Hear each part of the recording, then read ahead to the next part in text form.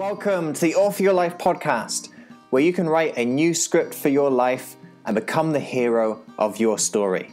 I'm your host, David McRae. You are the author of your life. Let's get started. All you have to decide is what to do with the time that is given to you.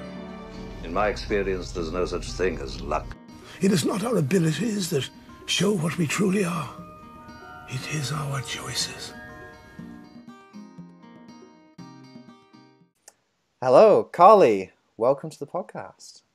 Hello, David. Thanks so much for having me. I'm excited.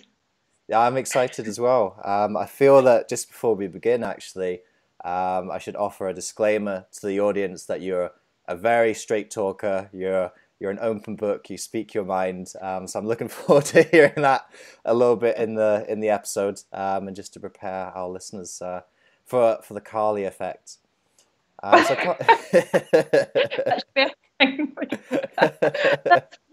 hope that's a good Carly effect, though. Oh, yes. Perfect.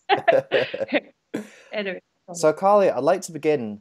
Can you tell us why you came onto this journey that you came onto? Why did you become a coach?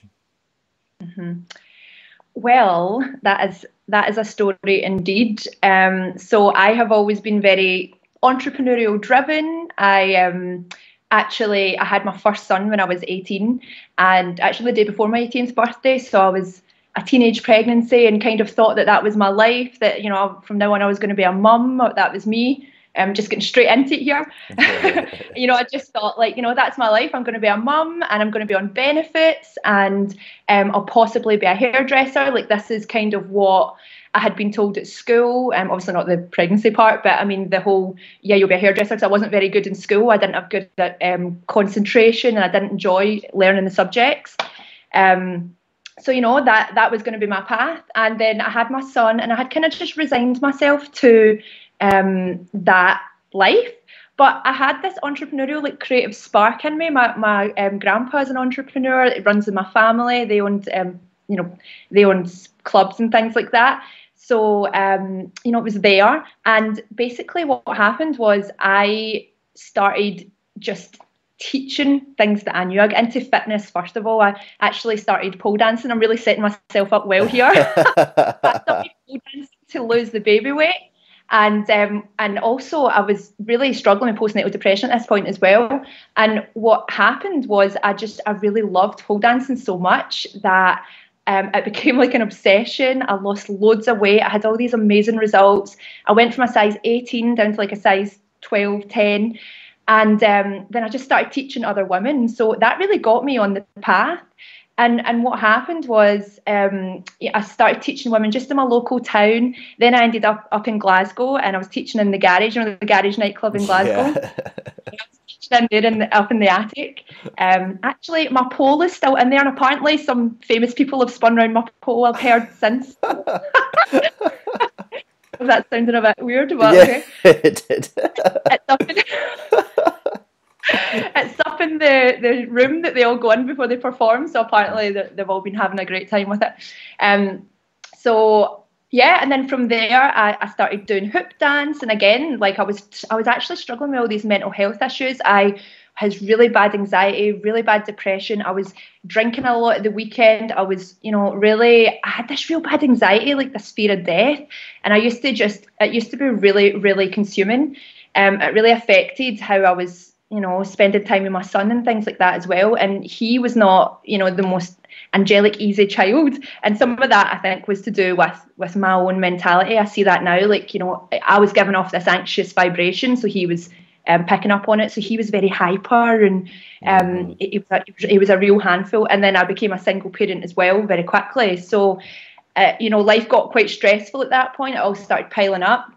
But effectively, in between this time, I was doing a lot to lift my vibe, but it was a lot through exercise. It was pole dancing, then I started doing hula hooping, and then I went on to teach other people. And, I started forming this little business.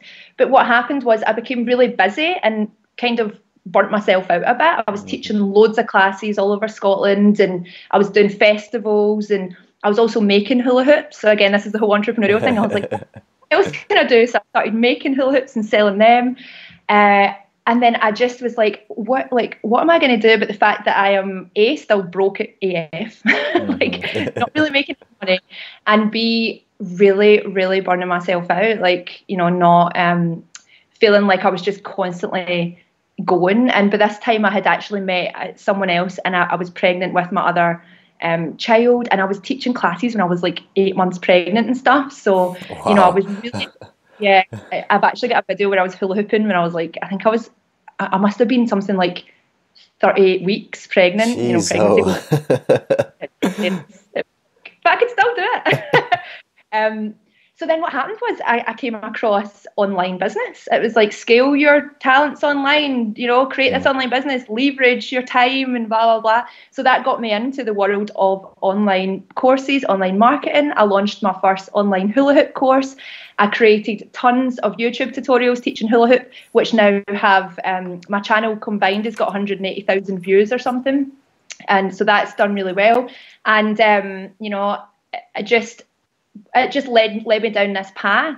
And what I found was, when I got into the online space, there was so much more about personal development. There was a lot about the mindset. It's a real different mindset to earn money through courses than what it is through one-to-one services, right? Mm-hmm. I was used to charging £3 per class versus all of having this non-tangible thing that I'm selling that I was receiving money for. Mm-hmm. Like it screws with your mind at first. You're like, is this real? Can I do this? Is this okay? So, you know, there was this huge, big personal development mindset journey.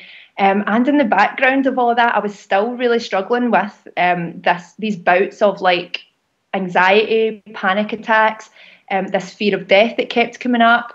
I was, I was dealing with depression that hadn't ever really been resolved or looked at. I was not working on my mindset in the way I do now. I was working on my mindset around my business and around earning money, but I wasn't doing it in terms of my own level of happiness. So I was having dysfunctional relationships. I was eating and drinking things I shouldn't be. I was smoking hash. I was, doing things to try and just not feel now and again. Do you know what I mean? Yeah. And it really, really, really affected the growth of my business. It was like sabotage. Every time I started doing well, when I was doing the hula hoop, I was on Sky One's Got to Dance. I was on the Macaulay & Co radio show and BBC. I was getting traction with it, and it was just like, it's almost like a sabotage thing. Like my mindset just kept bringing me down. Yeah. So then from there, like I had a bit of a life journey. So I had 2 more children. With this other man that I had met. And actually what happened is we had quite a dysfunctional relationship, and I ended the relationship and became a single parent with my 3 children. And from then on, I had actually quickly got into another relationship with someone else, and that broke down pretty quickly in a not very pleasant way. And my mindset just really went downhill from there. Like I was in a very, very dark place. Where I just was like so humiliated. I couldn't cope with being a single parent. I felt like a failure in my business. I know you asked me how I get into coaching. This is a bit of a massive... We all have a story behind it, yep. I'm just setting up the stage for how this all came about. And then what I realised was like I had to take this on myself. Like I had to be the one to really change what was going on inside me. And I had this real spiritual awakening. I mean, I was seeing people who normally were, very like people who lived around me who weren't doing that well in life, put it that way. I was seeing them walking around with this golden aura all around them. I was like having all these like voices talking to me, not the bad voices. Like I was just hearing voices. Like I was knowing things, just all this spiritual, like just all of a sudden it was like my intuition had blown open or something like that. Mm-hmm. And that really led me onto this journey of like, I am so passionate about helping people create their own reality, because I went from this really dark place where also all my income had stopped. I had no money whatsoever at this point with my 3 kids. Like I was like this was due to my mindset, but basically all my clients like had stopped working with me, and then the money that I was receiving for my kids had stopped just randomly, and they wouldn't start it again. So I was living on government emergency funding, and honestly there were some nights I didn't eat, and I know this sounds really dramatic, but it really was like this. There was nights where I was like, I don't know where tomorrow's meals are coming from, because I had asked everyone for money. I was really humiliated, asking people for money constantly. That I just had this like awakening in that period of time where I managed to realize, like, wait a minute, I am doing this through the thoughts that I'm thinking. Like, I'm doing this through the worry and the fear and all this stuff that's attached to what's happening. And I was effectively letting my circumstances create what was happening within me, which was fear, anxiety, you know, really a lot of struggle, internal struggle. And in this really difficult time, I realized, like, wait a minute, I can actually create how I feel inside, right? Regardless of what's going on outside of me, even though I have no money, even though I'm single and I feel like, even all these things, I had all of a sudden, like, I had this empowered feeling like, wait a minute, I can choose to feel rich though. Even though I've got nothing in my bank and I owe people money, and I actually had the police at my door because I wanted my fine, and I was like, I don't have the money. It was really bad. And you know, there was so much. I just thought to myself, do you know what? I can feel rich because I refuse any longer to let this drag me down. And what happened was, just a few days later, I basically had decided that I was going to pretend that I'd won the lottery every morning. So I got up and I was like, I won the lottery. And I was like, what I was going to, this is when I had no money. I was planning what I was going to buy that day. And I just got into this feeling of abundance. And what happened is, a few days later, I just received this payment for 1010 at 1,010. And it was in my bank. And this was after months and months of no money, living in government. And to me, I was like, that's not coincidence. That is not a coincidence. I did that. And then from there, it's really just been this elevation ever since. It's really went on this upward spiral. Sorry, I just realised I'm just telling you my whole life story right now. I did ask. The call, to be honest, you said just go off and on one if you feel like you're off and one. So here we are. No, but things have just elevated. I had this amazing business idea. I got in with Prince's Trust. They gave me a grant and funding for £5,000. Then I had the opportunity to go to Laguna Beach in California to meet a mentor who I was working with. I went and did that. I'd never travelled alone. I never thought I could travel. I'd never really left the country, especially by myself. I'd only been to, Spain and things like that. Yeah. But to go, even though I had my 3 kids and I was a single parent, I just made it happen. I just was like, people are just going to need to pull together and watch them because I need to be here. And then, later on in the year, I went on an Abraham Hicks cruise, and, business ideas started flowing. I met so many amazing people. I manifested my dream car off my vision board, and oh my God, so many things. And so this really inspires me and spurs me on to teach and help others, because it's just, there's this knowing within me that's just like, this is real because I've proven it to myself. And that's why I speak so passionately about it, and why I am a coach. That's what got me into coaching. And bringing it all the way around. Was that a short enough answer?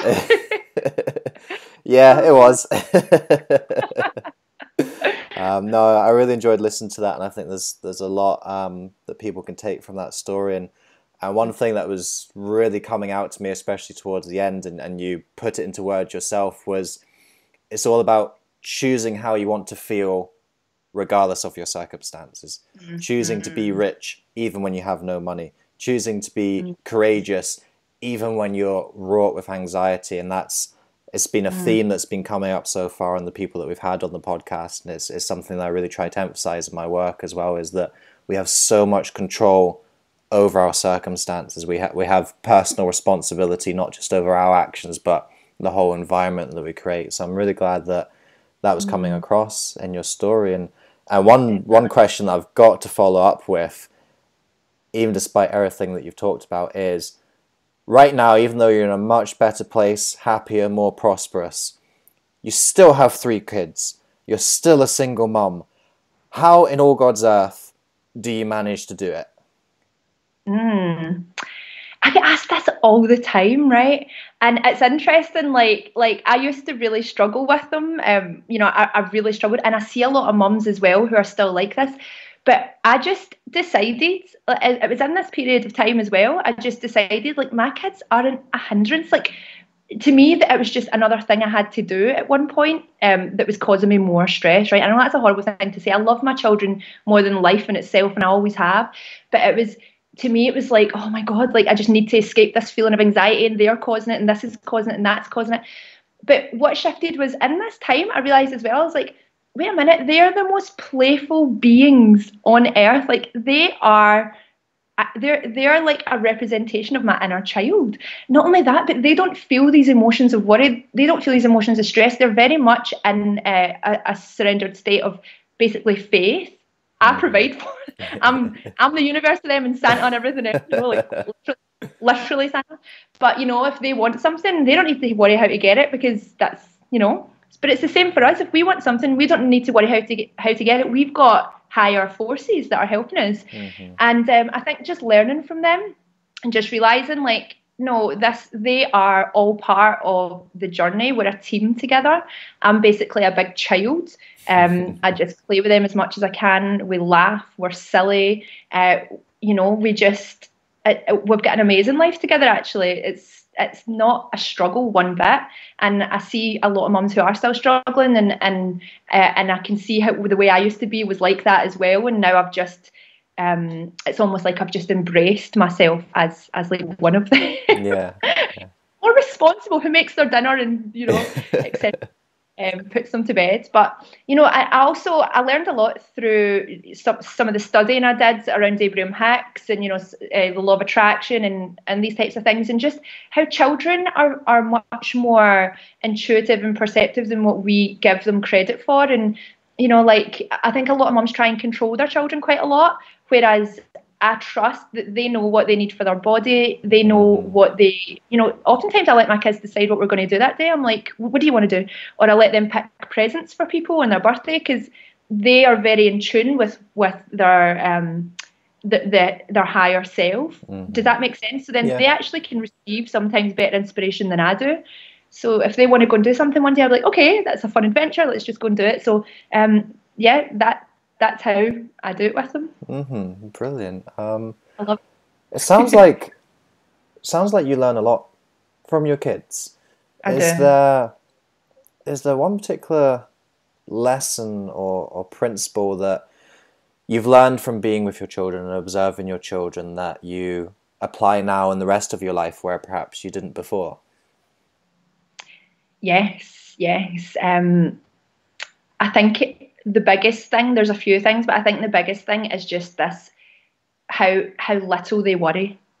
And especially my younger ones, I've got a 4-year-old and a 6-year-old, they don't worry.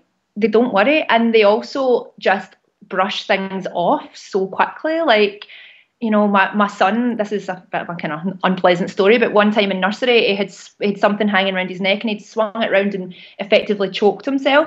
And he went up to the teacher. I wasn't there, but he went up to his nursery teacher, and had really, I think he was like, really can't breathe. And then so when I went in later that day to nursery to pick him up, she rushed over and she told me the story, and I was like, oh my God, where is he? And honestly, it was playing. It was laughing with his friend. He could not give two shit. Am I allowed to swear? Am I allowed to swear? Yeah. About the fact that he nearly died earlier on that day. Like, they just brush things off. Like, when something happens, it happens, and it's in the past. They never look back. They're very, very, very present. Yeah. So I learn a lot. Yeah, there's been a couple of discussions actually over the course of the podcast about reconnecting with. You hear this phrase, the inner child, a lot in the personal development field. It's like, connect with your inner child. So you connect with your inner child. Think back to what you want as a child. Think back to who you were as a child. And I think children are a wonderful example of very authentic, pure beings, because they haven't been tarnished and conditioned by all the external pressures of the world. They still have that real close connection to who they are as a person. I think sadly we lose that as we grow older, and a lot of this personal development game that we play is trying to strip away the layers, strip away the conditioning, and get all the way back to actually who we were in the first place. Exactly. Do you know, that's exactly what I was going to say, is apologise for the... Well, I don't want to apologise for the sun, but the fact that it's shining on me.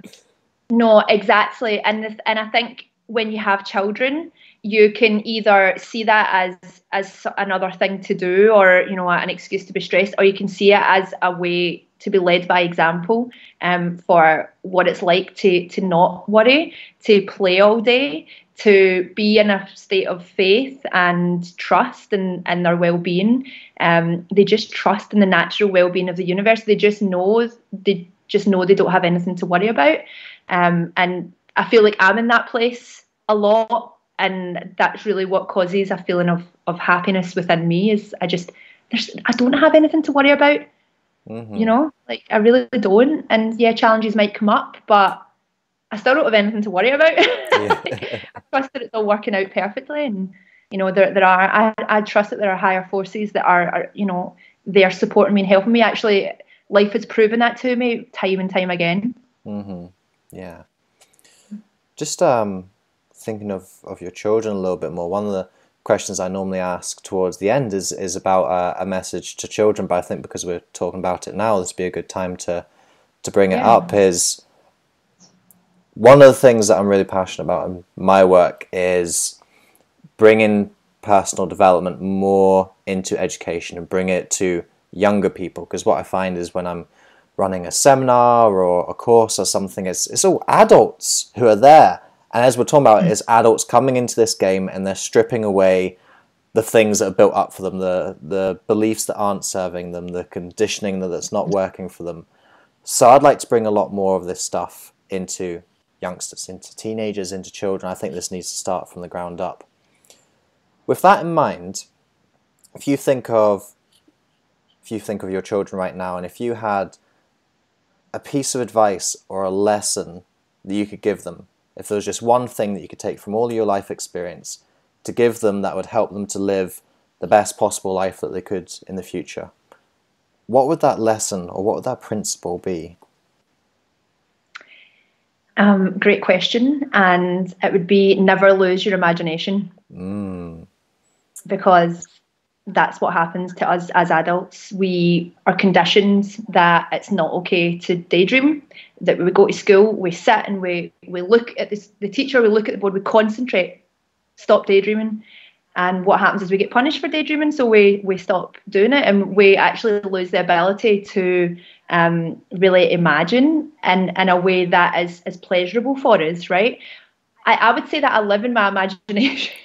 I'm really coming off as a crazy person here, but I live in my imagination, as much as I can, several times throughout the day, because you have to realise like that's where this is all created. This was all this tree was in someone's imagination at one point, and I think for my kids, and they're very creative, and they play with their toys and they make their little games, and they have a great imagination.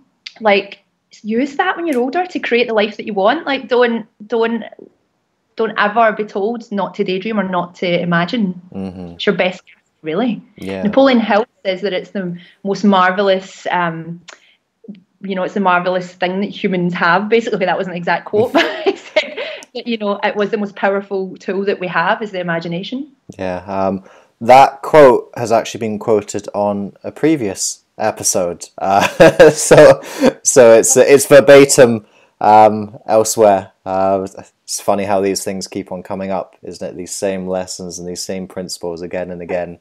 So don't worry, you're covered on that quote. The listeners have heard it before. Because I just butchered it, but you get on it. It's funny, I was having a discussion with someone today actually, and we're talking about lucid dreaming, and I was talking about even just dreaming in general. I dream every night. It's very rare that I have a night where I don't dream, and even if you can't remember it in the morning, you still know that you've dreamed, even if you can't remember it. So most nights I know that I've dreamed, and most mornings I can remember at least a part of the dreams that I have. And I find it astonishing when I speak to people who say, I don't dream, I never dream, and I'm like, what? Like, what do you do whilst you're asleep? That must be really boring, just sitting there in darkness for 8 hours. Like, my mind is just, it's always so active, and it's creating things. So I think that speaks a little bit to the imagination that you're talking about, is even just even just when you're dreaming, that's like your imagination at work, and it's piecing things together, and it's this whole subconscious like wizardry that's going on. Conscious wizardry. Yeah. Wizardry. I was just wondering, for anyone who feels like they've maybe been in a system or in a structure of their life where imagination hasn't been rewarded and it hasn't been encouraged and nurtured in them, are there any practices that you do or rituals that you have that sort of allow you to get back in touch with your imagination?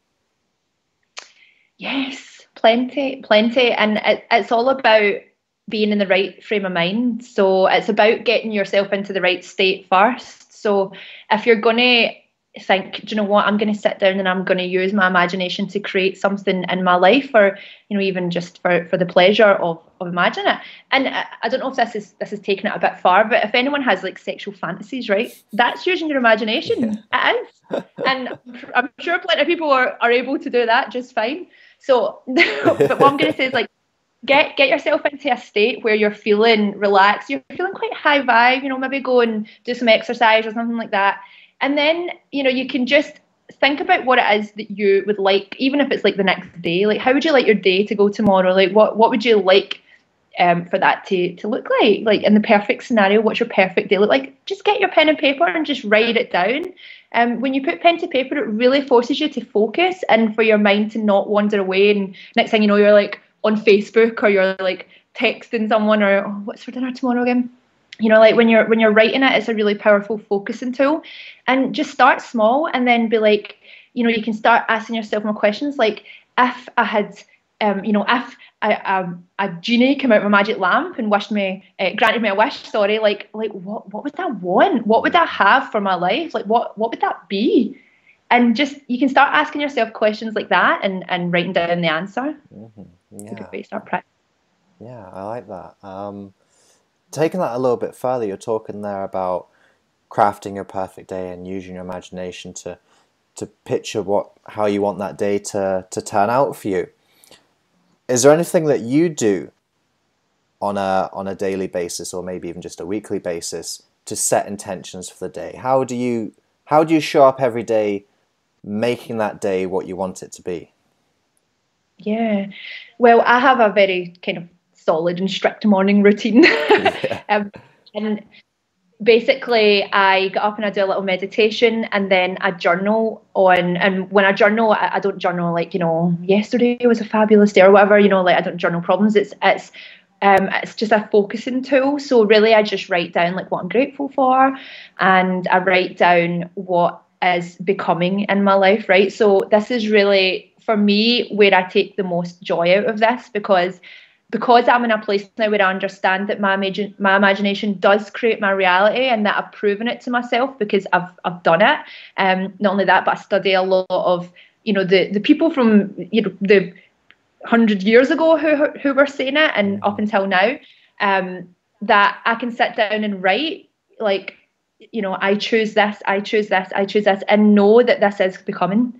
So that's a really fun process for me, to be like, what do I want? Like, what do I truly want? And then just start affirming it. I am. Like, before, when I was working on my self-esteem and really raising my vibe, just happiness-wise, it used to be, I am confident, I am loving, I am prosperous, I am happy, I am a pure vibration of love, I am a loving being, love is my truth. I used to just remind myself of these things every day. And what it does is, like, it just sets your day up right. It just sets your day up so that when you go and take action, that's what's been your first thoughts in the morning. It's important to do it in the morning, because if you try and do it in the afternoon and you've already got an argument with your partner or your kid, yeah, it doesn't have the same effect. But your thoughts have momentum. So if you do this for 7 days, yeah, you need to force yourself to do it, right? But see, on the 7th day, it's like a habit. Yeah. You're creating a habit where it gets to the point where if you don't do that, you feel weird. If you don't do your mindset practice, you're like, oh, I don't feel right today. Yeah. Yeah. And it's just like getting dressed in the morning, or it's like brushing your teeth. It just becomes part of your daily routine. Mm-hmm. Oh, I think that's so important. There's a saying I've heard, can't remember who it's attributed to, but how you start your day is how you start your life. So what you're doing every single morning is going to dictate what is going to happen for you a month down the line, a year down the line, a decade down the line, because it's all these little micro steps that you're taking to build what you ultimately want at the end. So I think it's so important to have that ritual in the morning. Yeah, and there's a book called The Compound Effect, which I have to admit I've never read it, but I've heard people talk about it a lot. And I get the principle, which is these tiny daily actions eventually compounded and create a big result. And that's certainly what has happened to me. But I think it's really important to understand, like, we're not doing this just for the sake of doing it. It feels good. It feels good to do it. Yeah. You know what I mean? We're not just doing it because it's like, whatever. It feels good to sit in the morning and be like, I am a fucking divine goddess. Why would I not tell myself that? Why would I? You know, it feels good to tell myself loving. I spent so long beating up on myself for everything. Guilt as a mother, guilt as a person, doing not horrible things, but doing things that were detrimental to my health and to my life, and then beating myself up for it and being in this vicious cycle that now I'm just like, hell to the no. Like, I am committed to telling myself that only what I would tell my best friend, my kids, you know, people who I love, because I love myself the most, quite honestly. Like, I have to. I have to. Yeah. I learned that because I've known the opposite, you know? So one thing that stood out for me in our conversation, Carly, is how many different challenges you've been through and how many different struggles you've had, and what you've had to do and the changes that you've made to pull through that. So one thing I'm interested to find out is, what keeps you motivated during challenging times? What keeps you motivated when you don't feel like you're a divine goddess? I think it's the knowing. I think what keeps me motivated during challenging times is just knowing that everything is working out for me and it's never happening to me, right? This is something that I have studied so deeply and that I have applied, and I've ingrained it into my mind that challenges are not a bad thing. Abraham Hicks would call it contrast. So when something bad happens, you know, it's clarifying.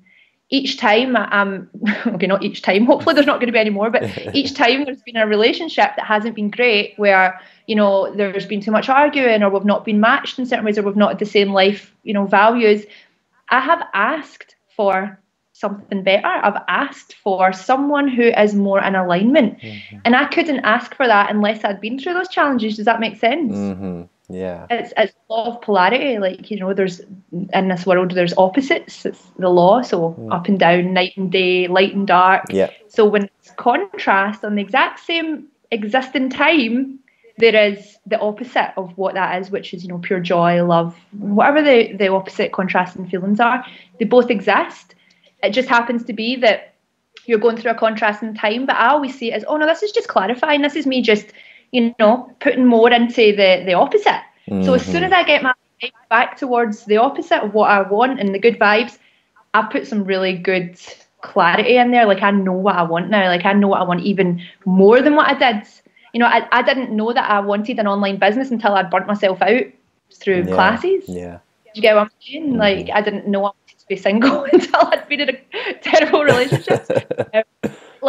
And now that I'm single, I'm ready to meet someone and have a relationship. But I've had all this clarity through these, you know, and lessons as well. And I'm like, there's a lot more clarity now. Like, I know who I'm looking for. I know the qualities, and, you know, there's a lot more there versus just meeting someone and be like, you do. Yeah. Or like, we have a connection, so okay.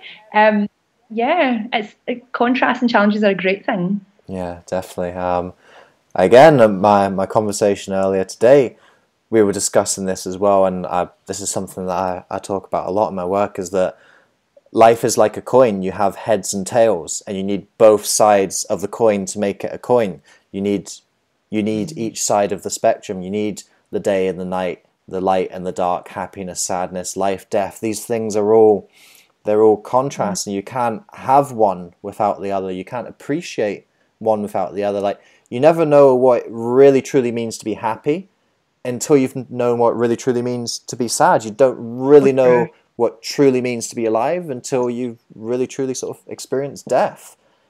They're both sides of the coin, and eventually the coin flips, and throughout our life it's constantly flipping. We're going through ebbs of good times, bad times, of difficult times, of easy times, and it's never constant. It always changes. So just as you know that good things don't last forever, well, bad things don't last forever either. It's just a case of pushing through and waiting until the coin flips.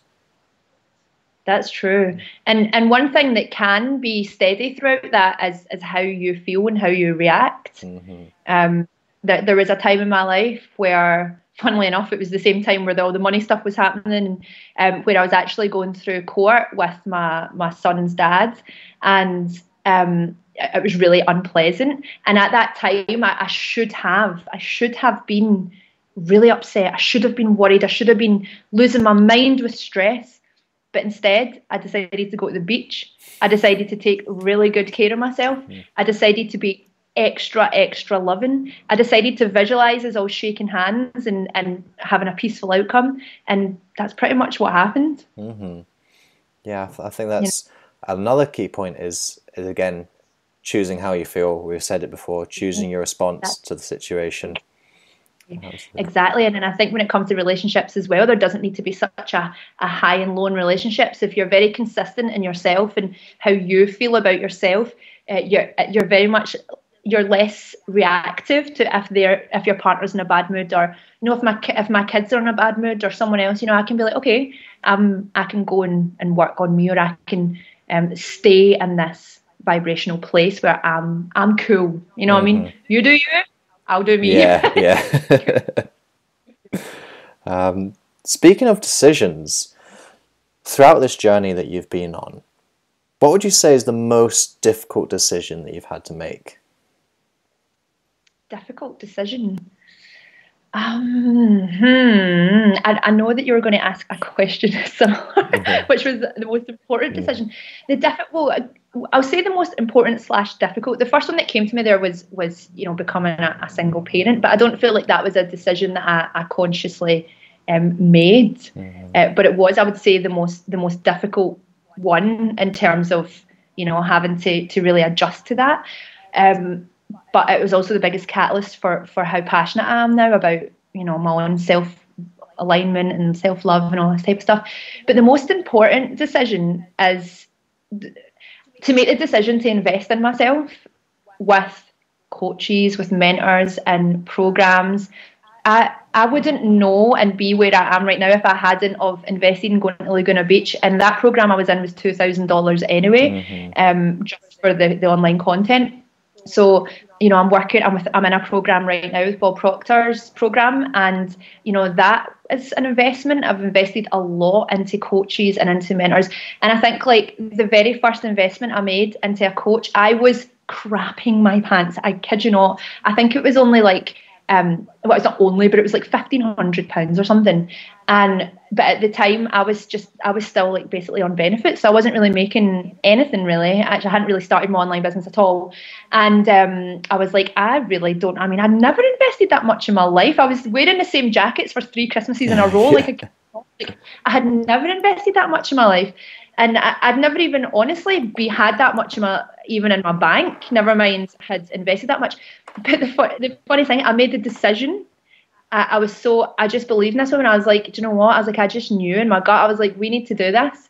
And I ended up getting the most random back payment of something. This is how the universe works though. When we make a decision, all the resources come to support that, but the decision comes first. And I made that decision. That money came, which allowed me to pay the first payment, and then I ended up, getting some clients and stuff, which allowed me to pay the rest of it. So I think really investing in myself has been the most important one, for sure. That's a really interesting story. It's you make that decision, and the universe conspires to make it happen for you. I think that's actually a line in The Alchemist. Actually, there's something like that in The Alchemist. It's like when you've got like a decision in your heart, the universe conspires to make it happen. It's something like that. It's interesting the stories that you hear about that of when people make a decision, not like a half-hearted decision, but when it really just comes from the heart of, yes, I'm going to do this, yes, I'm going to be this, yes, I'm going to follow this, and suddenly all these little things start to come into play that make it happen. That's a really interesting anecdote that you shared there. I'm glad you liked it. I'm actually doing I've got a partner reading thing happening right now where I'm getting up at 6 a.m. and on the phone to a guy who's in a program that I'm in, and we're basically reading a chapter out of the program that I'm in. Bob Proctor wrote it about decision making. So and one of the lines in there is like, you know, when you make the definite decision, all the people, resources, money, time, everything comes. But you have to make a decision. And that's been so true for me, like, throughout my life. I have never had, there's been one time that I've had the money to do something that I wanted to do, which was I didn't have the money to go to Laguna Beach. I had the money to pay for the program in full, which got me a ticket, the flights, the hotel, all that stuff. I had to work off faith. And that's what I do. Like, I make a decision. If I want something, circumstances will not stand in my way. Circumstances mean jack, you know what? Like Napoleon Hill says, circumstances, I make them. Yeah. It's like, so that's what it is. It's like, don't let circumstances fool you into thinking you can't do something, because you can. Circumstances change as your decision changes. Yeah, that's the truth. Yeah, I agree with that. I'm also a big fan of starting before you're ready and doing something before you're fully prepared. Like, not being like stupid and not being reckless, but you will never feel 100% prepared. You'll never feel that there's a perfect set of circumstances to go and do something. You have to do it whilst there's still uncertainty. You have to do it before you feel like you're ready, because even if you're not ready, the process of doing it will quickly make you ready. That will train you to be ready far better than any other form of preparation you can do. Absolutely. Start before you're ready. And I think there's a difference as well between like being really excited about it and being nervous, and like dreading it, because that's one thing that there's a fine line between knowing you're not ready because like you dread the thought of it, versus being like, oh my God, like this is scary, but you know, I'm doing it kind of thing. Yeah. Do you agree? Yeah, definitely. Again, it just comes down to listening to your heart, doesn't it? And being intuitive and being aware of what you're trying to do in the world, and your heart will soon tell you whether it's a career choice, whether it's a relationship choice. Your heart knows what is right, and if you listen to it, then it will tell you the answer. Absolutely, and this is an interesting path we're going down, because just very recently I have really just tuned into this feeling of when my heart's talking. I can hear it more now, and it's usually the most illogical things, or the things where the wall of subconscious, or like, you know, the paradigm of you can't do that. Who do you think you are? Like blah blah blah. And the most recent example was when I was buying my car. I decided I was going to get a car on my birthday as like a gift to myself, but I'd been without a car for a few months through snow and stuff, and that is no fun with 3 children. Yeah. So I was just going to go for like a mumsy one. I was just like, okay, I'm just going to get this car, whatever. I just need a car. And turned out that I saw a car on the website, which happened to be a Golf convertible, a white one. And I just saw it, and I had the full body type. And I was like, oh my God, that would be amazing. And see, anytime I say to myself, oh my God, that would be amazing, that's when I know, like, not that would be amazing. Have it. Like, just have it. Why are you saying that would be amazing as if that's something for someone else, or that's something in the future? Like, if that's how you truly feel, then have it. And it took a little bit of kind of thinking, oh, should I not? Like, what are people going to think? And is it practical? And honestly, like, buying that car has just upgraded my mindset in so many ways. Like, I just feel more abundant driving it. Like, there's nothing like having the roof down when it's it causes me so much joy and pleasure, and like, I'm so happy that, you know, even though I was scared to get it, which might sound ridiculous to some people, but you know, I was really thinking, oh God, people are going to judge me, and driving up to the school to pick up my kids with it and they convertible, like, oh God. But then that would have been me letting the fear of the opinion of others stop me. So I went for it, and I got it, and it's fun. Gotta have some fun in yeah. life. Got to treat yourself. You do. So Life's supposed to be. yeah. So Carly, I'd like to start rounding off with the last few questions of the interview. And just because they're the last questions doesn't have to be short answers by any means. Be as elaborate and detailed as you like. You're talking to me. Yeah, exactly. So I better put that disclaimer in. So the first one of these questions I like to ask is, how can we bring more love into the world? I think the way to bring more love into the world is to be more selfish. And I know that sounds a little bit like, because people don't like the word selfish, but really when you are living on the frequency and the vibration of love, you can't help but bring that into the world, because that's how you're showing up automatically, without effort. You know, like the best way we can bring love into the world is to love ourselves so goddamn much that you want to, I was going to say make love to yourself. You know what I mean? Like you just love yourself so much. You're just like, I am thebomb.com. Like I just am everything. And I think when you get to that point, you just show up in a way where you're able to love others, because really you can only love people to the extent that you love yourself. And you might think that you really love someone, but actually what that can be is actually more of a dependency type thing. Or it can be, you know, coming from more of a needing their love than actually you really fully expressing this true love, which is very much a trusting feeling of you do you, I do me, everything's okay, you know. So I think, yeah, to really just take that time to do what you need to do to love you more, to get into this high frequency of love and joy and trust. And that's really an inside job. That's a going within. That's a doing your morning mindset ritual. That's a affirmations through the day. That's, you know, that's treating yourself like the queen or the king that you are. You know, it's really, it's saying yes to your desires and saying, yes, you are going to have this thing, and no, you're not going to care what people think because it's for you, you know? Yeah.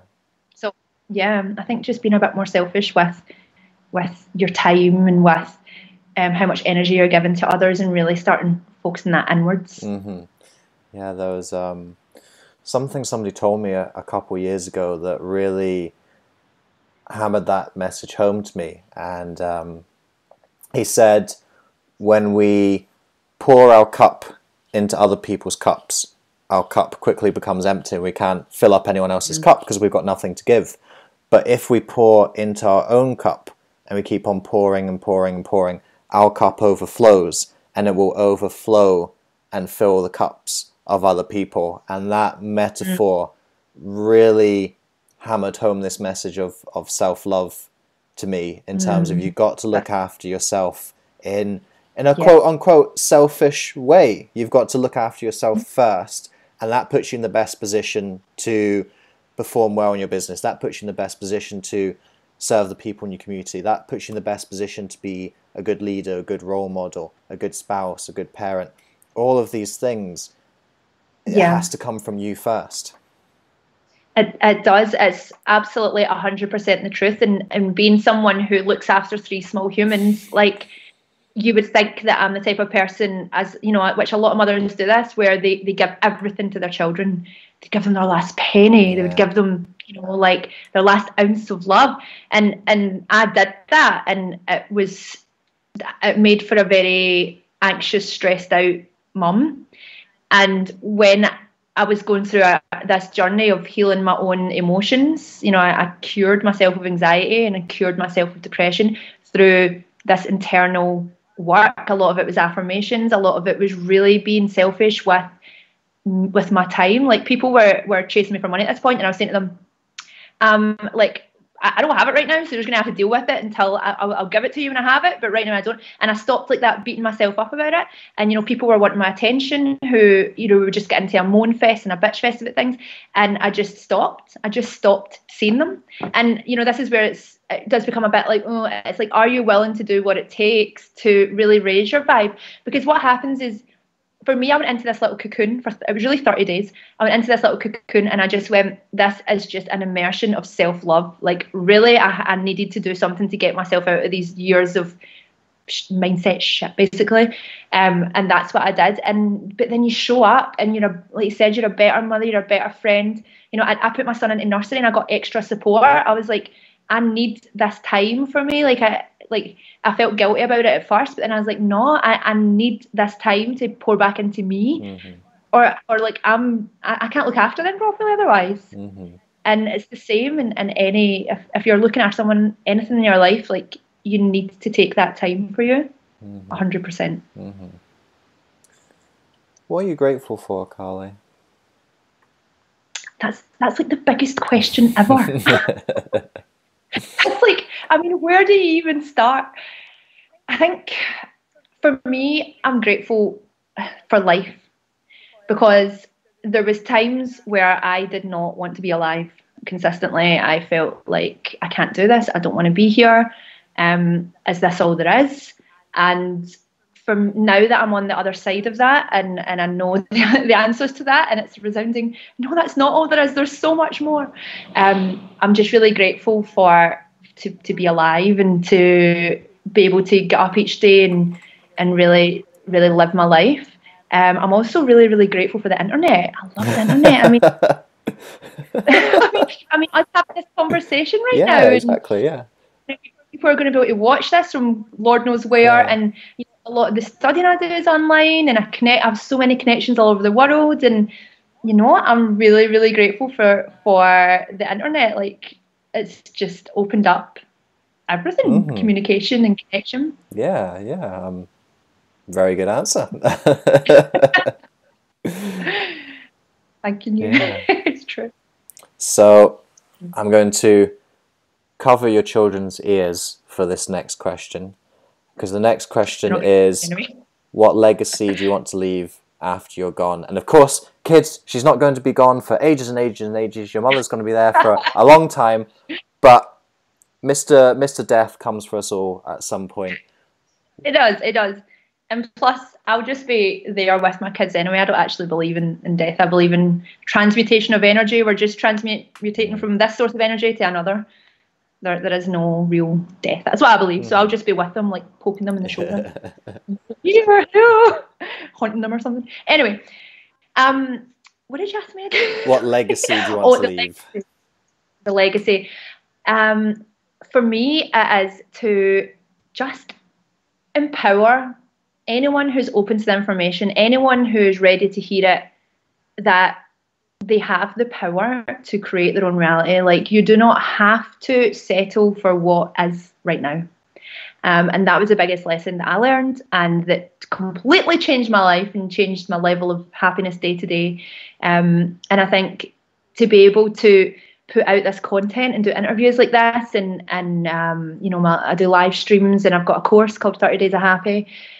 I think, like, being able to do that, I feel like 30 Days of Happy, if I die like tomorrow, I'm happy because that is recorded. That's quite an intensive program into self-worth, self-love, self-discovery, just everything that I went through. So yeah, just to touch as many people who are open to it. I'm not here to force anyone. I'm not here to try and change anyone's belief. I think we're all on our own path. But if someone can find what I say helpful, or shift a mindset or a paradigm or something, then I've done my job well. Yeah. We've mentioned the word authentic a few times through our conversation. And when you look at the word authentic and you look into the roots of the word authentic, if you go all the way back into the Greek root of the word authentic, the Greek root of authentic is author. So to be authentic means to be the author of your life, which is why I created this podcast. That's my version and interpretation of authentic. That's my interpretation of it. For you, what does the word authentic mean? I love it. To me, it's about discovering what you truly, really want beneath the paradigms of society, the belief systems of society, of your conditioning, of what your parents have taught you, what your peers growing up have taught you. To me, it's about peeling back those layers and really discovering, like, who am I? What do I really want? What are my soul gifts and talents? What do I really want to create in this lifetime? And looking beyond that kind of fog that can be there of who the hell do you think you are? You can't do that. You know, people don't do that. I mean, like, you know, just all those self-limiting beliefs. Anything that comes with a feeling of doubt or dread is not the truth. It's not the truth, and it's in a lower frequency. To me, the truth is the higher truths, which are the ones that are based in love, the ones that are based in empowerment and self-belief, and that feeling that's elevating that feeling. So, you know, that is when you can see past all of that, and that takes some digging, and it takes a little bit of practice, it takes a little bit of working on it every day, to really look through that and kind of what's actually under there. That to me is the authentic you. So Carly, for anyone who's enjoyed this conversation, enjoyed listening to a little bit more of who you are and what you do, and the philosophies and the ways that you look at life and the ways that you practice your life, where would you direct people to find out a little bit more about you and the work that you do? Yes, well, the best place to connect with me is on Facebook. I must say that's where I'm most active. I do my live streams, and, you know, chat to me on Messenger if you like. I'm very open to meeting new people. And, you know, are you able to just kind of provide a link? Sure, all the links I'll put in the show notes, so link away. Perfect. So, you know, you can just find me. I'm Carly Dawson. And you can also come to my website, which is either www.30daysofhappy.com or just carlydawson.com. They both direct to the same place, and that's where my 30-day course on self-love, happiness, manifestation is there if you're interested in checking that out. And yeah, those are really the best places to find me right now. Keeping it easy peasy. Yeah. I know all these people have got like 12 social media profiles. I'm like, how would you possibly like manage all of those? I know. I think as well, like, hello, one place is fine. Yeah. You know? Okay. Well, Carly, thank you very much for joining us on this episode. I've really enjoyed speaking to you. Enjoyed your straight talking, wild enthusiasm. Much appreciated. Thank you. Yeah, thanks so much for having me. It's been a lot of fun, David. Appreciate it. Awesome. Mwah. Thank you so much for listening to this episode. If you enjoyed this episode, I'd appreciate it hugely if you could head over to iTunes and leave a rating and review for the podcast. With your review, please be as honest and detailed as you can be, because with honest and detailed feedback, that helps me to adapt and grow this podcast to most serve you, the listener. Also, if you enjoyed this episode, then make sure you subscribe to the podcast. That way you aren't going to miss any of the future episodes that we've got lined up for you. Until next time, remember that you are the author of your life. You hold the pen, and you can write whatever script you want for yourself. So go out today and write yourself a beautiful story.